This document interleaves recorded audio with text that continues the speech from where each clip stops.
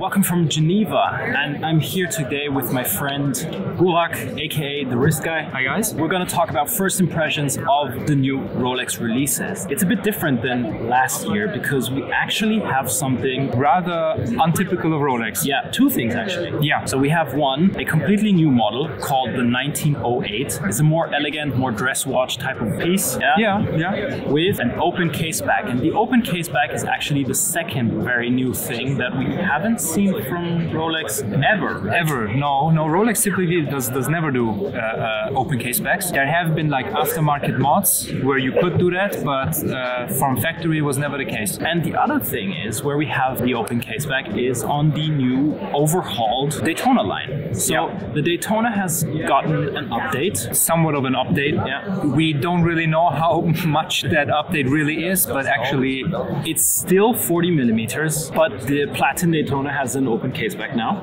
yes. There are tons of models discontinued. There's no more white gold with the blue dial. Yes. There's no more Everose with baguettes. Very sad about that because that was really good watch. Shout out to Champs because he has one. Yeah. And no more yellow gold green. No more John Mayer. Exactly. Basically, the new Daytona looks a bit more bigger if you look at the dial. Yeah, it has more elongated indices, so it could mean that the dial is getting larger or not. We don't really know. Did they updated the movement actually? I don't know. Actually, don't know. I think they did. So it's basically a very minor update, but I think the biggest thing is actually the open case back on the Platinum Daytona. The steel ones have still the same colors, so you have the Panda one, you have the black one, still the ceramic bezel, but now the bezel is outlined in metal. I guess it's because of shock protection, because ceramic is quite brittle. The Daytona has a new movement. New movement. It's the 4131. So there's a new movement. Yeah. There are some specs. You're not here to know the specs. You're here to see the first impressions of the watches and what's discontinued and what's not. We have new GMTs. We have new GMTs, Which are really good. Yeah, really nice. Full Jubilee yellow gold. Yeah. Black and gray GMT. It's just ridiculous. That's awesome. Probably the nicest of them all, I think. Looks fantastic. And we have another interesting color variant of the Explorer. It's more of a color splash. You mean the Oyster Perpetual? What did I say? Explorer. Oh yeah, Explorer. Oyster Perpetual. That's why I have him here, because he's the expert actually. So we have the Oyster Perpetual with a new color splash.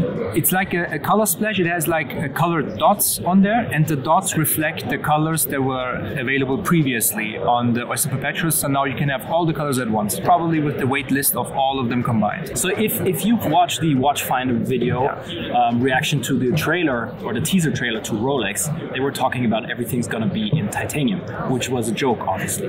But we do have a new model, the Yachtmaster 42, in titanium, and it looks good. I think it's still too big. It doesn't really I don't know. But it's a sports thing for sailing. Actually, I think Rolex should stick to the tool watch materials on the sub and not the Yachtmaster, but maybe just trying it out on the Yachtmaster first and then bringing it, if it's like a tried and true material, then maybe they're gonna do a switch to the sub. Because actually titanium is fantastic. It's super hard, it's super lightweight. Yeah, that's really nice. And it has those edges, those satinated edges. Looks good. But I think that's been it for Rolex, right? I would say more interesting compared to last year. Yes. Yeah, probably. Something completely new. Two actually completely new things. Do you think the new 1908 is showing us something regarding the future of Rolex? I do think so, because we've seen the Cellini, and the Cellini was a bit stepbrother of your cousin.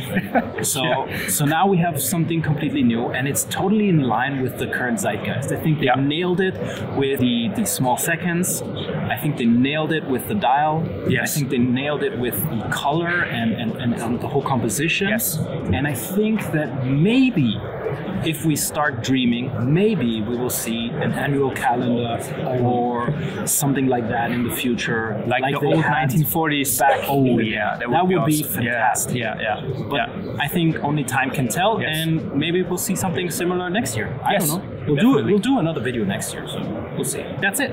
Yeah, that's pretty much it. So thank you all for watching. Do check out Borok's YouTube channel. It will be down in the description below. He's called The Wrist Guy. If you want to check him out on Instagram, do that as well. Tune in on the next video. Thank you very much for watching. See you sometime soon. Adieu. Bye-bye.